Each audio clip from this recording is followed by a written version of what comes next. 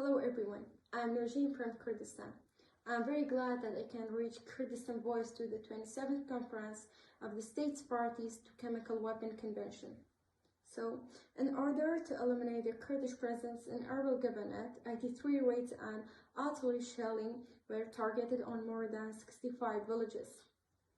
The defunct regime of the Ba'ath, which was dominated by the Shaivistic ideology, wanted to eliminate Kurdish people in many ways with different paths, and its last step was to use the chemical weapons to eliminate the largest number of them. From this standpoint, the regime fought against its liberated areas and areas out of its control, using internally banned chemical weapons, and struck them with the greatest violence.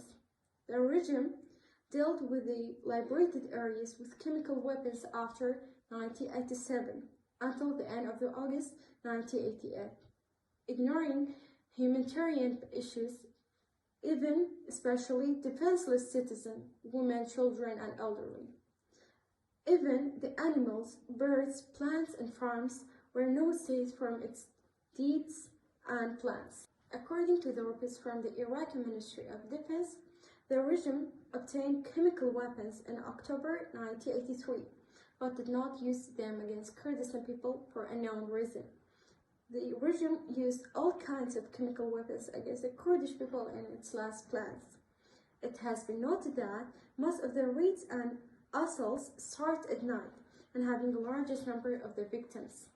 They started to use chemical weapons in a liberated area that was controlled by Peshmerga forces, or in the areas that the Iraqi army withdrew voluntarily. However, during the chemical attack, they did not differentiate between the armed men and defenseless citizens, including women, children, or elderly. Erbil state is covered by a chemical bombardment, which includes 65 villages and 83 air raids with long-range artillery shelling with chemical weapons.